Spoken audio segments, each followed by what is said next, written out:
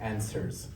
So I don't want to say stuff which is already absolutely obvious for everyone. Everyone knows so far, I guess, in this room that the most important thing that brings China, Russia, and Iran together is the opposition to the US-led Western. I don't like saying world order because it's more like Western world order nowadays. So instead of talking about this, I would like to ask the panelists to mention specific common denominators apart from opposition to the United States-led Western alliance that brings Iran, China, and Russia increasingly together in an axis. And I would like to ask Robert to go first. I would like to pinpoint one crucial characteristics that unites these three revisionist countries, and it is called demography. It is demography. If you look at the demography of Russia, if you look at the demography of China, if you look at the demography of Iran, you will see that the time is not on their side.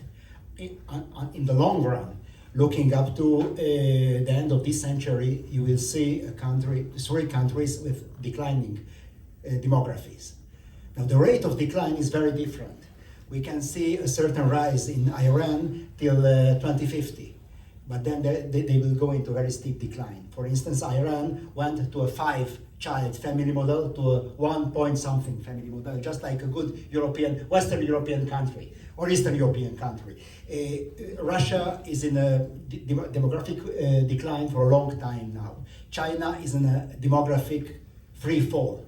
And this characteristic make these three countries very impatient powers, We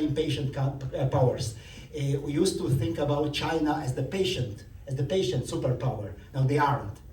I have to give you a new information. They aren't. They are a very impatient society. We see the steeply rising number of the old people. There are very few young people in China, and I think that this whole pivot toward the Pacific is a very temporary pivot, because in this respect, China, Japan, Taiwan, and South Korea have all declining demographies. So this pivot to the Pacific, to China, will be a temporary one for a few decades. And I believe that the thing bringing together these three powers is demography. Thank you. Or what is your perspective? First of all, thank you so much for coming again, everyone. This is very moving to see everyone in this room coming together. The Israeli perspective, I believe, on this war. I would like to offer reframing of the conflict. Because for too long, I think this war has been framed as an Israel-Hamas war. And when I was in the European Parliament, and I also met MEP Tomasz in his office, we called it not the Israeli-Palestinian conflict, but the new Cold War. So this is the new Cold War, not between Israel and Hamas, but between the West and the rest.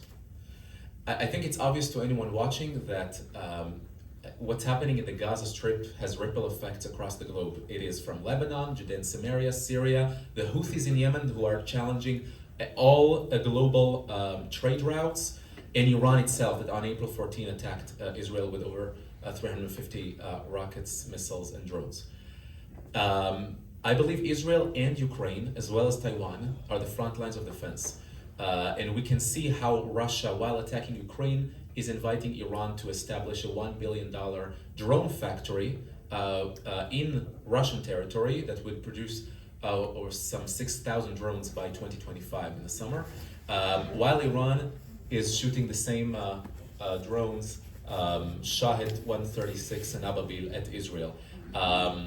I think we see that all members of this axis, what we just mentioned, Russia, China, Iran axis, colluding in strategic pacts. China signing with Iran for a 25-year strategic pact. Russia and China together, unlimited strategic pact, and Russia and Iran are due to be signing one very soon. I'll just say that the West is, as we can see, is trying to contain the threat. It is attempting to offer Iran the JCPOA that has since collapsed. It is attempting to sign a two-state solution, as Janusz said, two states, no solution. I completely sympathize with that. Because this is really not what it's about. It's from the river to the sea. But it is trying to appease and contain. And while the West contains, the East gains. This is really my perspective on this. The East uses and leverages aggression, and the West shows weakness that invites aggression. And I'll just conclude with this, that when I was in Brussels, this is exactly what I said about, I met with some 20 members of parliament, and I asked them to divert pressure on Israel to pressure on Iran. I'm sorry, but the United Nations, seeing that Iran is the key destabilizing factor in the region, has not passed a single resolution on Iran. Not its nuclear program, not its armies of terrorism, no longer proxies. These are armies of terrorism around the region. And I think this is a completely wrong attention. And they all, of course, were sympathetic, right, left, and center, I have to tell you, with some exceptions. But then I left the building and they told me, you see this Israel flag, the lapel pin on your jacket? I would remove it if I were you, when you leave this building in Brussels. I think that tells a lot, and the West does not want to deal with the problem, and I think it's better still because there is already war going on. The question is, what cost will it take for the West to join it? Thank you. Monica, anything to add? Any more common denominators? Sure. I would ask a question a little bit differently. If we take the United States out of the equation, what do we get? Would the situation be the same? I don't think so. So I don't think that we can frame it this way. So the whole situation wouldn't exist. The excess, this new emerging excess of evil, as the House Speaker Johnson said it not that long ago in April, wouldn't exist without the United States. So I don't think that any of these would have happened. We cannot take this out. So the common denominator is the United States, or the West, as you call it, or the West led by the United States.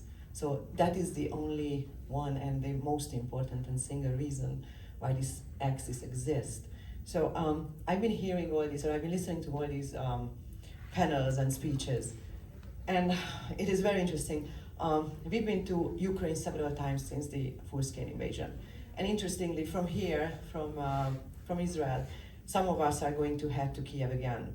The situation is quite similar, to be honest. I mean, I remember the noise of the Shahid drones, and I remember them actually over winter time when you cannot differentiate it between the generators because there's no power, right? So you cannot really differentiate between the noise of the power generators and the Shahid drones. And you guys get the same things, right? You get the Shahid drones. So here is Iran, which is fighting against the United States, right? Trying to just get it out of the equation.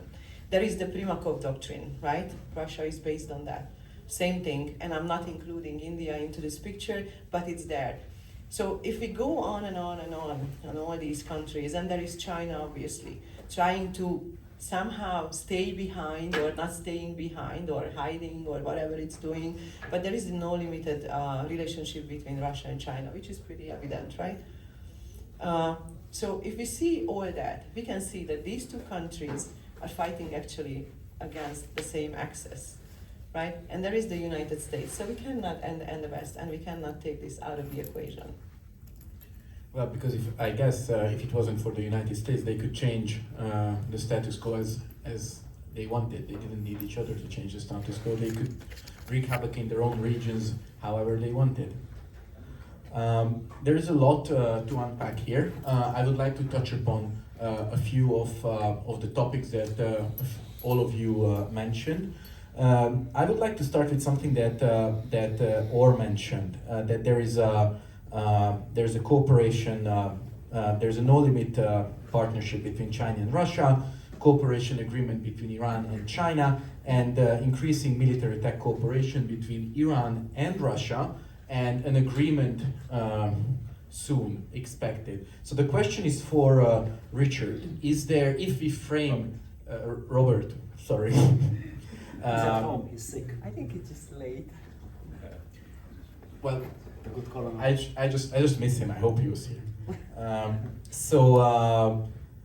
Robert.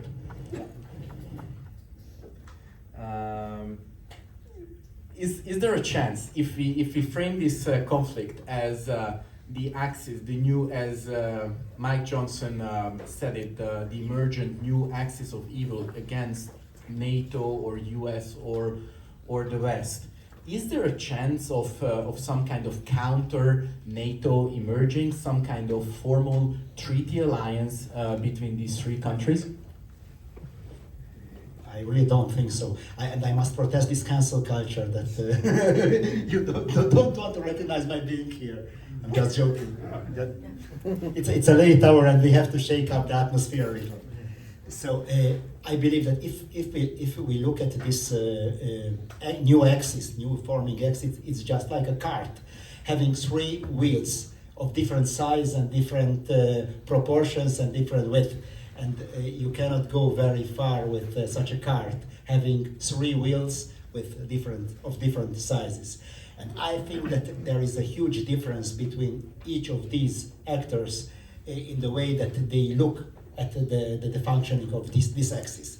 Basically, if we look at China, China is profiting from the American-led system, from the free navigation of the seas. China is riding on the back of the United States. Also from the WTO membership. Exactly. China is, in some respect, a midget sitting on the shoulders of a giant of the United States. We wouldn't have an emerging China without the United States. So I believe that they will try to exploit this advantage that the American world order gives them in order to rise even more, to strengthen their economy, to turn a patient power into an impatient military power, to exchange the communist ideology into a ultra-nationalist Chinese ideology. So this is their perspective. Russia takes an entirely other perspective. They don't want a direct conflict with the United States. They want to extend their border. They are following the logic of their geopolitics, their geopolitical Weltanschauung. They are following this Weltanschauung. They want to extend their borders, seeking security in distance, in depth, in strategic depth. This is the Russian instinct. They don't want to fight the Americans. As about the Iranians, they are a regional power, and they have to fight the United States in order to become the regional hegemon in the Middle East. The current regional hegemon in the Middle East is the United States. How do you know that you are the superpower of the world, that you are the regional hegemon in each and every region of the world? Then you are the global superpower. So the Iranians have no way out. They have to fight the United States. They have to fight the United States by diplomatic means and by security, by military means. So these three countries are operating on very different timescales according to very different objectives and very different views. And this is the main difference that I can identify between them. Monica?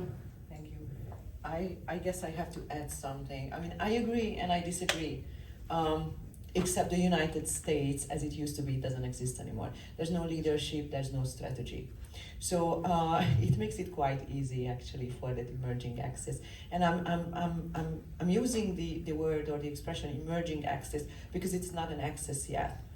How Tony Abbott said it, it's a very loose cooperation at the moment. And the West should leverage on that and build on that. And just like you said, it's like all of them have different interests, all of them. And the West is not really leveraging on that and not really exploring it. It's quite reactionist. We can see that in the case of Israel and also in the case of Ukraine. It's just reacting, but doesn't have any plan, doesn't have any strategy. United States at the moment is obviously focusing on the election. It's quite important, I guess, and the whole world is watching, Israel and Ukraine including. So we have to see that there's no such thing at the moment. They are fighting the West, they are fighting the United States, but there's no strategy and there's no United States at the moment with strong leadership. So that's a very important factor of that and why this axis could have emerged. Yeah, actually, I tend to agree because, well, I think the lack of American leadership is quite recognizable in the region. it's not a political stance. It's, I think, recognizing that the moves that the actors in the region are making. And let's take the Abraham Accords, for example, from 2020. We saw 4 peace treaties between Israel and Arab countries for the first time in, 30 years. And it was, I think, in large part, well, due to a lot of Israeli and American initiative, but also due to Arab countries wanting this American umbrella and shield. We heard how the Saudi foreign minister and UAE foreign minister in the Munich Security Summit talking about Iran more, I think, in more grave terms than Netanyahu does. They do view them as an extremely grave threat to their national security, Saudi Arabia, UAE, and they're willing to go to make significant strides to make it happen. I think when we see how the UAE and Saudi Arabia are approaching Iran right now, they're getting closer to Iran right now, how the UAE and Saudi Arabia, after recalling their ambassadors, are bringing ambassadors back to Tehran. They don't like the Iranian regime. They just sense that without American umbrella, this American shield, they have no other choice. So they went on the path of normalizing with Israel. A month before the massacre, you got Khamenei, the leader of Iran, standing on the stage and threatening the nations of Islam not to do this reckless and stupid move because they will pay the cost. And 5 days before the massacre, he called them, they're betting on a loose horse, and don't you dare doing this. They even said, if I may quote him directly, "Baroye aspe bazande shabandi mikonan," in Persian, which is like they're betting on a loose horse. It's actually fascinating to listen to the origin in Persian. And I do think that in that sense, the West is kind of missing the point here. And I think it's fascinating to connect the dots and see how Russia, China, and Iran are moving together against the West. And they may have different points of differences. We can, I think, use the same rift as World War II had, Hitler, Japan, and Italy. None of them let each other know prior to invading. The Japanese never let Hitler know before invading China. Hitler never let the other one know before invading the USSR. They weren't cooperating. They were mutually suspicious, and that helped the West a lot. And we saw how American British French on one side, the Soviet Union on the other side, had nothing in common, but they still cooperated. And I think this is precisely the way to go forward. Monica? Yeah, sure. Yeah. So I think we pointed out slightly the issue about the emerging axis, and I think we should talk about it way more than we have been in the context of Israel, Ukraine, and China, Russia, Iran, and North Korea. And the reason why I think it's really important and to find a solution and to understand it here in Israel, on the other side of the Atlantic, in the United States, and also in Europe, that it's really important to form a strategy to tackle this axis. It's really important to understand that this axis is emerging. It's not a block yet, and we definitely don't want it to be a block. And we have to also understand, I think it's our responsibility, at think tanks, who are working on these fields or trying to understand or traveling to these regions, talking to people, to explain why is it crucial and why is the high time to do that at the moment, because it's not a block, it's a loose cooperation, but they all have different interests and they are trying to leverage on building their multilateral networks and trying to force and build their own and pursue their own interest, which is totally understandable. Only the West should do something about it and acknowledge the emergence of this axis. I want to connect to something that Monica said, that it's not an axis yet, and it's not completely formed yet. So the question would be, the West's solution would be, I guess, is to somehow fracture this axis, which is not an axis yet. So my question is, recently during Ukraine's Independence Day, I saw the Iranian embassy congratulating Ukraine on its independence. Now that's interesting.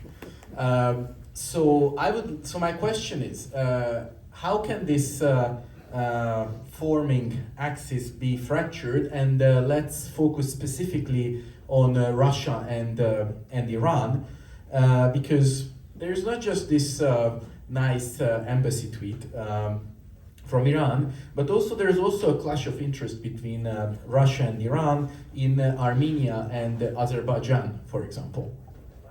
Robert? If we look at the common history of Russia and Iran, we can see a very long story of clashes, of humiliation of Iran by Russia. It was a very interesting. It is a very interesting story of this triangle between Russia, the Ottoman Empire, and the Persian Empire. And whenever there was a strong external enemy, then Russia and Iran could found a common ground and could make a common cause. It's very interesting that the Ottoman Empire and the Persians almost never made a common cause. It's very important.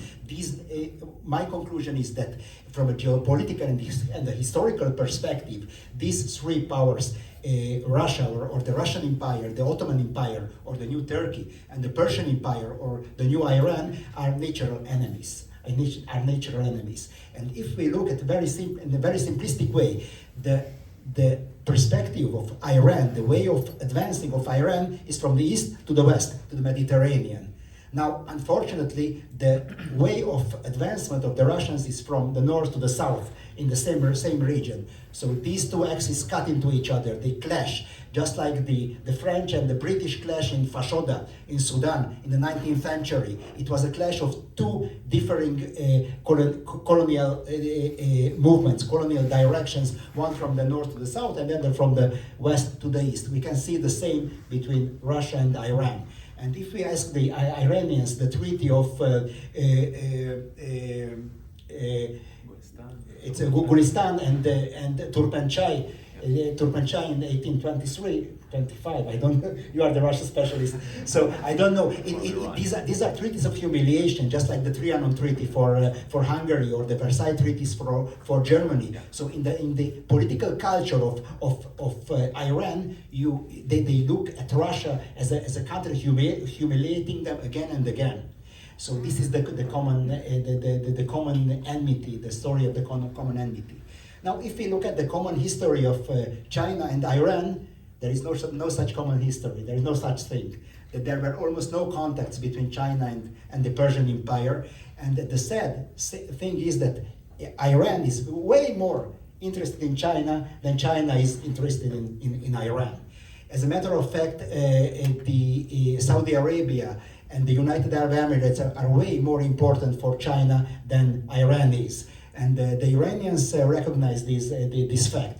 So I think that the stage is set in order for our smart diplomacy and smart moves in order to drive wedges between these powers. And one more idea, if you allow me, just look at the issue of energy. China is a net importer, net consumer of energy. Both Russia and Iran are net producers of energy. So they are rivals. Russia and China are rivals for the energy market, global energy market. And so we have here one more wedge to drive between these two countries. Thank you. Or? Yeah, Oh, sorry. That's okay. It's okay. I think it's right, and I think I'd like to add something to it. Look,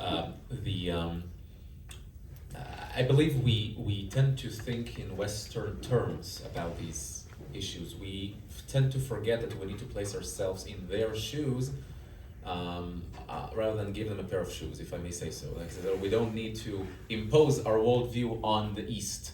I think Israel is a fascinating case study of a West-East mélange. And I don't think we are completely Western or completely Eastern. I think we're somewhere in between.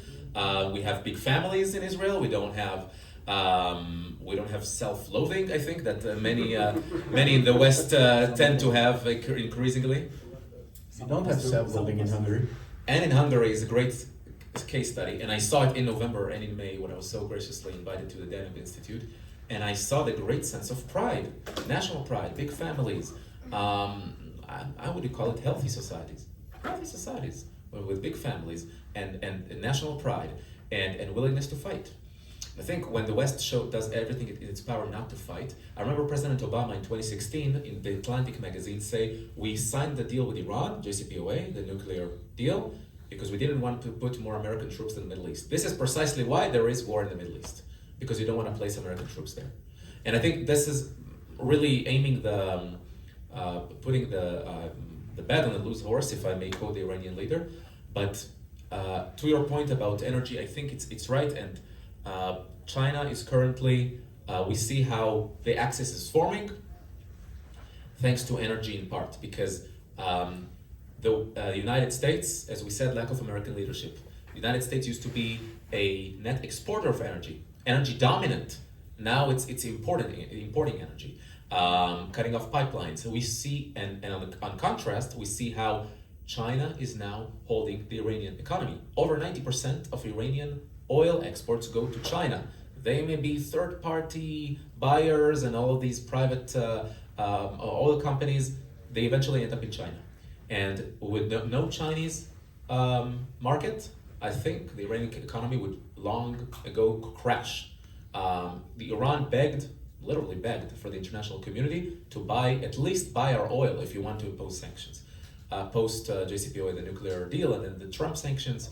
And I think this is really the sore point. And I don't see any willingness in Europe to impose sanctions on Iran. In 2016, we saw European companies jumping on the train, on the carriage to rejoin the Iranian market. This is really dangerous, and Israel looks at it and it's concerned that no willingness to make significant pressure on Iran. And I always say that I was in a conference a few weeks ago in Jerusalem, last point, and I said Iran is really picking the wrong strategy. In order to invoke international crisis, Iran should start building houses in Judea and Samaria. And now then we'll have emergency meetings in the Security Council. All Iran does is developing nuclear weapons and threatening Israel with destruction. So that's, of course, no excuse for UN security meeting. So really, but in all seriousness, we see real lack of interest in the most grave of threats to Middle East stability, which is Iran. Oh, thank you. Yeah, the energy is a very interesting question. I mean, Russia has held Europe in hostage with energy and still doing it actually. And the other part about energy is, again, here comes the United States. Like the current administration put so many red taps on energy. There are no new pipelines, there are no fracking, and so on and so forth. And a couple of months ago, I'm not remembering, maybe like about 6-7 months ago, there was a briefing, and the Germans were quite worried actually about the halt that the current administration put on energy in the United States. So and Europe can be worried again. I mean, because of Ukraine, but just decided that just stopped, or it will actually stop from the new year on. So energy is a very, very crucial part of the whole war, not only in Ukraine, but the effect. So, but it's definitely more complicated, and again, we can come back to the United States. So it needs leadership, it needs strategy, and the United States should just frack, because as we have seen it over the past almost like 3 years now, if someone or a country can hold hostage another region or whole Europe or other countries with energy, that's just winning the narrative, winning the war, because energy is like air for all the countries. We need that for our life, for industries, for everything. So you're winning it. So United States, here comes again. So there must be a leadership, and all these countries fighting against the emerging axis must understand that, must find, if the countries of these axis can't find single issues to cooperate against the West and against the United States, to bring it down, then the countries who are trying to fight against the axis must find those single issues, how they can fight that axis or emerging axis. That's really crucial. And I do understand that every country's interest is its own interest, obviously. So it's Israel first, it's Ukraine first, and we cannot blame that. But if we successfully, or the West, or whatever you call it, would like to successfully defeat Iran, China, Russia, and we should not forget North Korea, because they're just coming into the picture, right? So we must find these single issues regardless of our national interest, that is in our interest, in our country's interest, in Israel's and in every single country's, that can be worked against the emerging axis before it forms a bloc, or it's going to be much more tenacious or vicious or a bloc. Well, May I? sorry, may I? One. Just, yeah, 2 sentences, because I still want to cover 2 topics. Okay. Just 2 sentences. I believe that I would like to take up what Monica has said, that it is about the contradictions of the Biden policies. I think that the strongest ally of Russia and Iran is not China, is US energy policy. This is the greatest ally of both Russia and both Iran, driving up energy prices, and the correct answer would have been drill, baby, drill. Yeah. Yeah, don't start me on the Biden administration. I think Biden, 2 or 3 weeks before the full-scale invasion of Ukraine, said, well, a full-scale invasion will have serious consequences. We will crush the ruble to the rubble, but the minor incursion is okay. He actually said something like that. Anyway, since Monica flew us to the other side of the Atlantic, let's stay there for the next question and submerge in the swamp in DC. Orr mentioned that this is a new Cold War. During one of the previous panels, I heard, and I wrote it down, if you are part of the West, you are part of this war. Now, I don't think that that's how this whole series of conflicts are looked upon in DC. So my question is to Monica. My perception is that for the left, Ukraine is their crusade. Yeah, sorry, I'm Christian, so for me it's crusade, not jihad. So for the left, Ukraine is the crusade. For the right, Israel is the crusade, at least in DC.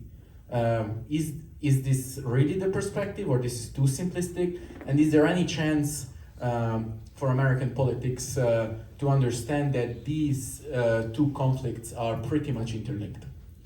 If your question is that the left is willing to sacrifice Israel, I would say yes. And if it's more important for the left, then Ukraine's winning. Yes, I would say that again. But there is something, at least this is my opinion, but there is something we need to understand, that that for the right, or for those who voted against, so there was a bill in April, right, the foreign aid bill. So it was supposed to be like one package, and it was not put on the floor, right, for several months. And then in April, Speaker Mike Johnson put it on the floor, but in 4 separate packages, right? So it was like Israel, it was Ukraine, it was Taiwan, and the kitchen sink. So, and it was so important because all those fractions in Washington, D.C. Could find whatever they wanted to. So whoever supported, we can put it this way, so the left could have voted, but it's not only the left, because I would say the center-right would also support Ukraine, or they also support Ukraine. So they voted and supported Ukraine, and whoever wanted supported Israel, and whoever wanted supported Taiwan, and that was the kitchen sink. Well, the Senate was not that lucky because it was also it was only one bill, but anyway, it went through. So so in DC, this is a little bit more complicated, and there is the election, and if we're talking about those congressmen who voted against, for example, the Ukraine bill or the Israel bill, it doesn't necessarily mean, and you really have to understand that they are against Ukraine or they are against Israel. However, I'm not sure about the Israeli case, to be honest, because the left is a little bit more delusional, I think. Maybe this, or like unicorn thing. So, but anyway, but we have to understand that it doesn't necessarily mean that. But what it means that for them, the United States is more important. So their country comes first, just like for Israel, Israel comes first, or for Ukraine, who can blame Ukraine that they want to ramp up the support? Because if Ukraine comes first, so the same in the United States. There are tremendous issues domestically that must be solved. So it's not that those people are against something, it's just they prefer their own country. So there is a huge difference. It's not about being anti-Ukraine or anti-Israel. And again, I'm saying it doesn't necessarily apply to the progressive left, but to some, and especially on the right and on the center. That's a huge difference. Thank you. Final question. Actually, two questions, but one quickly for Robert, and then one quickly for Or, and I expect very concise answers. The first one is to Robert. How do you see the future of Israeli Chinese and Israeli-Russia bilateral relations in the future? Any chance of recovery? I believe that there is a very important principle in strategy. It is to be very economical with your enemies. You should economize your enemies. If you have somebody who is your rival, don't make him a mortal enemy. If you have somebody who is neutral, try to make him your friend. So I think it's a very important thing, and we have seen, for instance, Adolf Hitler's decision during the Second World War, proclaiming war on the United States before the United States proclaimed war on Germany. The United States proclaimed war on Japan, not on Germany. Hungary also declared war on the United States. These are huge mistakes, because it goes against the principle of economizing your enemies. So I think that the greatest challenge of Israel is not to get into this attitude of we are part of a bloc, and if Russia is Ukraine's and the United States' mortal enemy, then Russia must be Israel's mortal enemy ex definitio, by definition. No, we are a sovereign country. We have our own priorities. Of course, we have our allies, and we won't turn against our allies. But in the nuances, we have to try to preserve working relations with Russia, and trying to drive wedges between Russia and Iran, to exploit the contradictions, the tension between Russia and Iran in Syria, for instance. And the same applies to China too. We mustn't go into an attitude of thinking as blocs, as China as our mortal enemy. On the contrary, we have to try to preserve as much leverage as we have left against all odds. Thank you. And my last question during this panel, and to Or, is we've shed a lot of light on how there is one axis against the West, how and not just during this panel, but also today at the other panels, how Ukraine, how the conflicts in Ukraine and Israel are interlinked, especially if we look at Russian and Iranian military cooperation. So my question is, why isn't there closer cooperation between Israel and Ukraine? And a second part of that question is, could Ukraine do something differently in order to have better relations with Israel? I think it's a great question. We just don't have too long to develop it, and we can talk about it for a whole conference. One of the points I think it's most important to make, and people miss often, is that Ukraine and Israel are fighting the same war and the same axis. Something people often miss. Russia invading Ukraine, Hamas invading Israel. In that sense, they're fighting the same war, and then you would expect a closer cooperation. And then you ask yourself, why would Israel, for example, not support more weapons to Ukraine and be more overt in its support to Ukraine? Why would Ukraine not, unlike what it has been doing for the past 2 years, not vote with Israel in the United Nations? Why would Ukraine not be more overt about moving an embassy to Jerusalem and recognizing Jerusalem as Israel's capital? It is not a part of the European Union's policy, and I'm reminding you that well, 4 countries, of which 3 are members of the European Union, recognized the state of Palestine in spite of the consensus foreign policy in Europe. And my hope is that other countries would recognize Jerusalem, move the embassy there, exactly in spite of the consensus policy, just on the other side. But Ukraine is not bound to this policy. So I would expect both Israel and Ukraine to find a common ground. However, Israel has been hesitant to be doing this. We know about the Israel-Russia relations. They go decades back. Rich Russian minority in Israel, rich in terms of quantity and quality. Significant Russian population in Israel. There are long historic ties, and the distinguished guest here can tell about this more than I can, about the USSR and its links to the initial Zionist movement, the Ben Gurion, to the Kibbutzim movement, and the way Soviet spirit, I would say, would dominate the socialist ideology would dominate the early days of Zionism. So this goes back way more than China, and in that sense, Israel is hesitant, but it's also hesitant about Russian involvement in the region, cooperation, of course, above the skies of Syria, and its relations with Iran. A few years ago, Netanyahu could go to Moscow and whisper in Putin's ear, "How about you don't sell that S-300 to Tehran right now?" And that would delay. And then, how about, for example, we bring back this Israeli prisoner who was in Moscow, then moved to Siberia, now Maisacha. How about you bring back Zacharia Bauman, the Israeli soldier whose bones were found in Syria?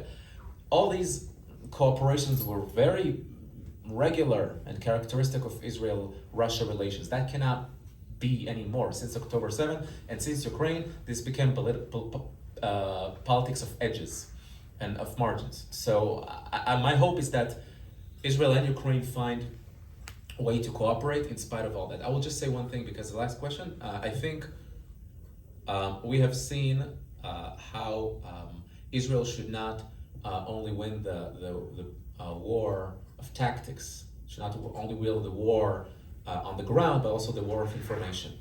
We've seen how, in that sense, not only the tank and the plane and the soldier are a weapon, but also truth is a weapon. And I think that more people should appreciate the power of truth in this conflict. Disinformation has become normalized in Western societies. You see the best and brightest people quote Hamas disinformation under the pretense of Gaza Ministry of Health, quoted in UN reports, and say, well, you killed 40,000 Palestinians in Gaza. I think in that regard, Israel should insist with Ukraine, with the entire world too, to stop quoting disinformation, to normalize it, to go on a battle on social media and on the streets to convince public opinion. I think this is the most important lesson of this war, that we have to treat truth as having the best value here, and on whose basis we need to cooperate. Any final remarks? Monica? Yes, please. Let's see it from the other way, because I said, okay, we need leadership, we need strategy. Let's play something. What if Kamala and Walz pair is going to win? Just play with the thought for a second. What is going to happen with Israel? And the other question, what is going to happen with Ukraine? Like in Ukraine's case, and I guess you know better with what happens with Israel, I know I can answer, you guys can answer what happens. But in Ukraine's case, they got some fund, they got some help, they got some ammunition and arms, but just enough to stay above the water, but not enough to win, because the administration is keep appeasing Russia, right? They don't want Ukraine really to win. So let's see. They just got, you know, the arms. We have they an just got expression the for weapons. that in Europe, Scholzing. Yes, Scholzing. We do have that. Yeah. Okay. So they just got the arms, and Zelensky and the West is technically begging the Biden administration that please let us use those arms and hit into Russia, right? The answer is still no. So even though they got the arms and they got the weaponry, they are not allowed to use it. Awesome. So how do anyone expect Ukraine to win? So how do we define winning Ukraine? So same thing. Let's see what happens if Kamala Walz pair wins. What happens with Israel?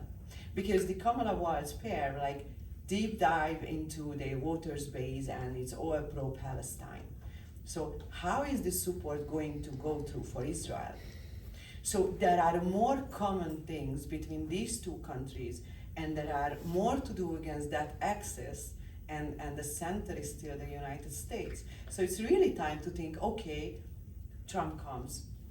That's a good thing, I guess most of you said that. But what if not? What happens?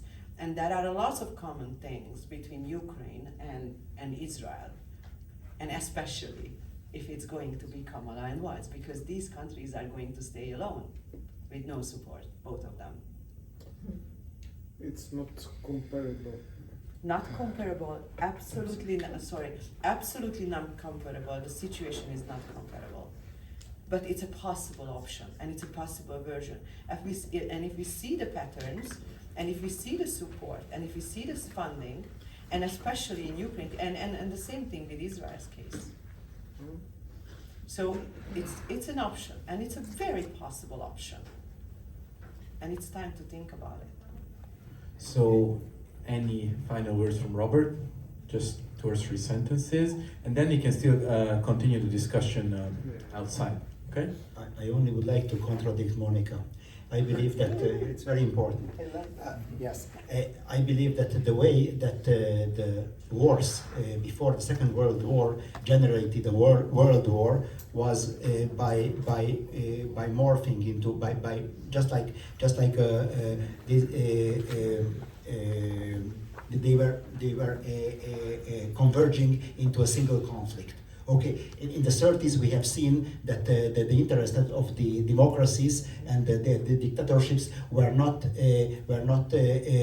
forming two different blocks. Okay, but slowly these separate wars turned into one single world war, and I think that it's very important if we want to avoid a third world war, not to let these local conflicts converge into a single war, and to treat them differently, by different logics. It's very, very important. This is one thing. And the other thing is that in the first Cold War, the proxy wars of the first Cold War were fought in the secondary and tertiary theaters. And now the secondary and the tertiary theater is Europe. Well, I think we should end on a high note here. Let's avoid World War III. Thank you very much for our panelists.